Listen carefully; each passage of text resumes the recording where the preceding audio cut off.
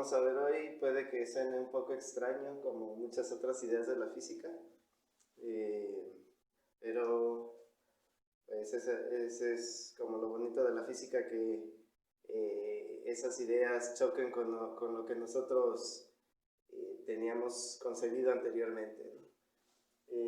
Bueno, vamos a hablar de la presión atmosférica, pero actualmente para poder entender este fenómeno uno tiene que partir de una suposición o de una idea que comenzó a surgir desde la época del Renacimiento y bueno, es la idea de que nosotros estamos inmersos en un océano.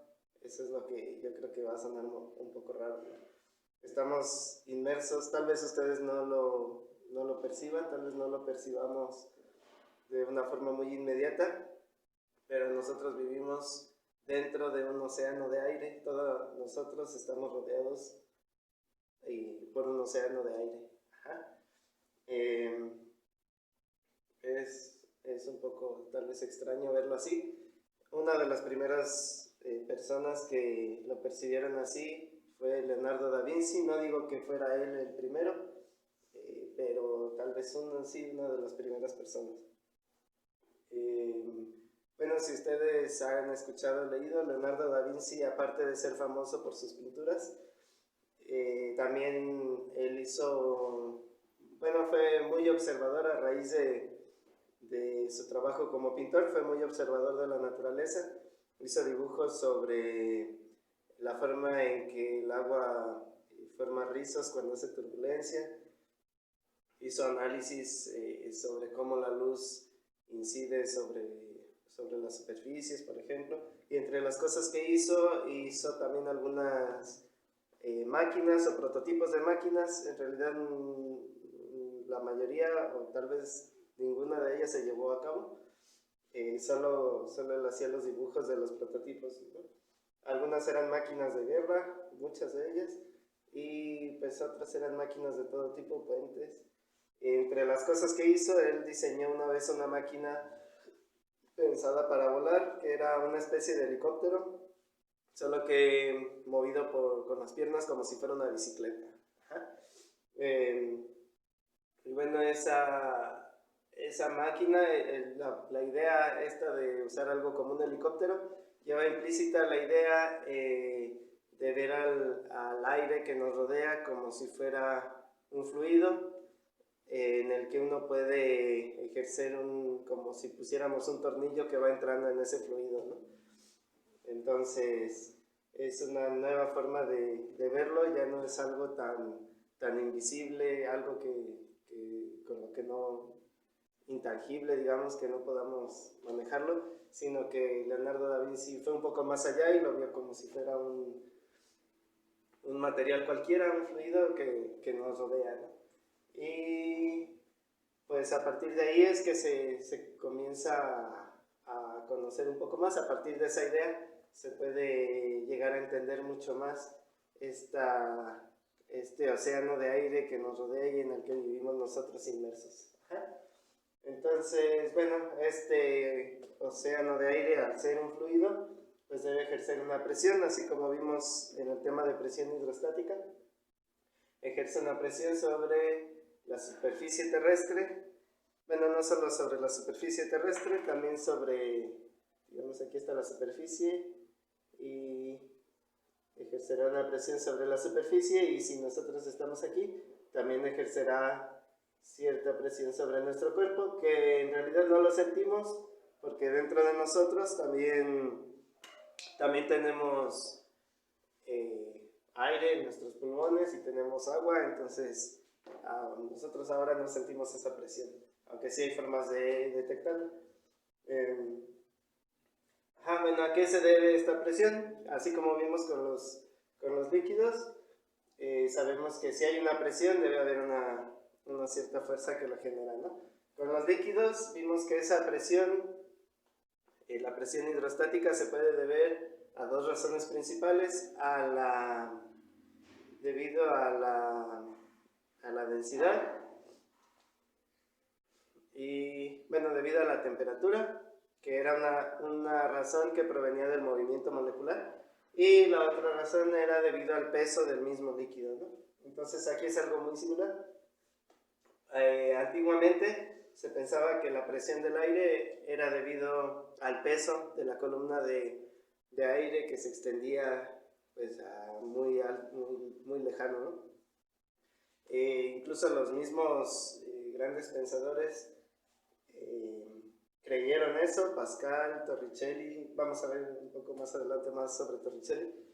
Ellos tenían esa idea y pues ya tiempo después se corroboró que eso era falso, ¿no? Que en el caso del aire esa presión no es debida al peso de las moléculas que están arriba. Aquí hice un pequeño dibujo de cómo es la situación. Ven aquí, supongamos que esto es la Tierra, y entonces aquí muy cerca de la Tierra hay mucha densidad de aire, de partículas. Entonces en esta región cerca de la Tierra la densidad es mucho mayor, y entonces aquí me equivoqué porque le puse menor densidad. Entonces a mayor altura es menor densidad y menor presión. Entonces a alturas pequeñas la densidad es mayor y por lo tanto la presión va a ser mayor, pero si nosotros nos vamos a alturas mayores, por ejemplo por aquí, la densidad de aire ya va disminuyendo, entonces habrá menor densidad y por lo tanto habrá una menor presión. Así que en este caso de la presión atmosférica, podríamos decir que dicha presión se debe principalmente a la densidad o dicho de otra forma, al movimiento de las moléculas del aire. Si recuerdan, cuando hablábamos de la presión debida a la temperatura, decíamos que a mayor temperatura habría mayor presión porque hay más golpeteo de moléculas, ¿no? Entonces aquí pasa algo muy similar, que a mayor densidad interactúan más las moléculas y habrá mayor presión. Es por esta razón que, por ejemplo, si uno escala una montaña que tenga mucha altura, va a ser difícil respirar porque la densidad de aire en ese lugar es muy poca, ¿no? Entre más nos alejemos de la superficie, habrá menor densidad. Y eso se debe a que, bueno, el aire se encuentra atrapado aquí alrededor de nosotros debido a la fuerza de gravedad, y la fuerza de gravedad es más intensa aquí muy cerca de la superficie y va decayendo un poco conforme nos alejamos, ¿no? Entonces ese es el concepto. Las operaciones que vamos a hacer aquí van a ser muy sencillas. No podemos calcular directamente la presión hidrostática como lo hacíamos con los líquidos, porque en este caso la densidad no es una constante, entonces, sí, como les he dicho, la densidad va disminuyendo. Así que para resolver un problema de ese tipo tendríamos que usar cálculo diferencial e integral. Entonces aquí los problemas se reducen en este nivel, a traducir los resultados que uno mide, por ejemplo, en un manómetro, y ver cuánto es eso en términos de atmósferas o de pascales. Vamos a ver un poquito sobre las unidades.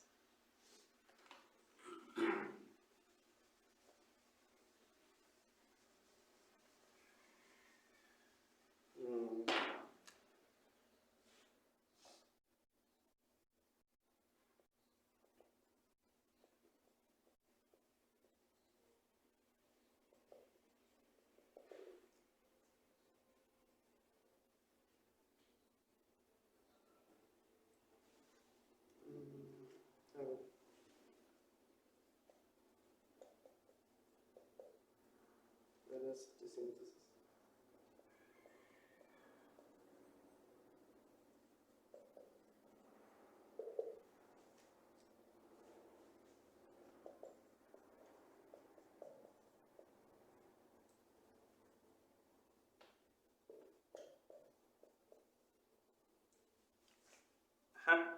Entonces la presión atmosférica usualmente se mide en esta escala que se llama milímetros de mercurio. Vamos a ver por qué se usa esa escala que suena tan rara. y también a veces se mide en atmósferas. Esta escala es un poco más intuitiva, ¿saber por qué? Bueno, está definida la presión de la atmósfera como 760 milímetros de mercurio en estas otras unidades, y eso está definido, si lo pasamos a Newton por metro cuadrado o pascales, como 1.013 por 10 a la 5. Aquí lo podemos escribir también 0.13 por 10 a la 5 pascales. Ajá. Y eso significa, bueno, este por 10 a la 5 significa que moveríamos este punto 5 lugares, otros 2. O sea que ese es igual a 1, 13, así, pascales. Ajá, 100.000 pascales. Ajá, y esa está definida como la presión que ejerce el aire al nivel del mar. Me parece que a temperatura ambiente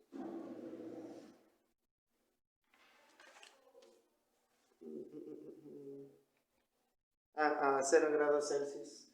Entonces esa es la temperatura, la atmósfera, la presión que uno mediría a 0 grados Celsius al nivel del mar, y eso es lo que se definió como una atmósfera. Así que si nosotros hacemos una medición más lejos que el nivel del mar, lo más seguro es que estaremos midiendo un poco menos que esto, ¿no? Como 0.9 atmósferas, 0.8 atmósferas, así. Y también, si nosotros hacemos una medición, incluso sobre el nivel del mar, pero que sea a mayor temperatura, que no sea 0 grados Celsius, por ejemplo, que midiéramos ahorita la atmósfera, entonces posiblemente obtengamos una medida que sea un poco más alta que una atmósfera. Así que no hay que sorprenderse si eso sucede, ¿no? Porque a mayor temperatura siempre va a haber mayor presión. Entonces, ahora vamos a ver los experimentos que condujeron a la utilización de estas unidades que suenan jóvenes. Vamos a ver ahora el experimento que realizó Evangelista Torricelli, que fue un científico de la época del Renacimiento, del siglo XVII, podríamos decir. Bueno, su motivación no era precisamente detectar la presión atmosférica, más bien él lo que quería era demostrar que era posible generar un vacío. En su época se pensaba que había una creencia de que a la naturaleza no le gustaba el vacío y que era imposible generar un espacio completamente vacío donde no hubiera partículas, ni siquiera aire, y él quería demostrar que eso no era cierto. Bueno, en su experimento él pone un tubo, imagínense un pequeño tubo de ensayo, un pequeño matraz lleno de mercurio, y después digamos ya que está lleno, lo pone de cabeza, lo voltea en un recipiente que también ya tiene previamente algo de mercurio, y resulta que, bueno, uno esperaría que al hacer esto, al ponerlo de cabeza y habiendo algo de intercambio de líquido entre uno y otro, todo el mercurio que está aquí en el matracito o en el tubo de ensayo pasara hasta abajo a formar parte del demás mercurio que está aquí. Pero resulta que no, que cierta cantidad de mercurio se quedaba arriba. Si este experimento se realiza a nivel del mar a 0 grados Celsius, resulta que el mercurio baja siempre a una misma altura, y bueno, digamos la diferencia de alturas es siempre la misma, que son 760 milímetros o 76 centímetros. Es por eso que vienen esas unidades que le llaman milímetros de mercurio, ¿no? De Hg. Ajá.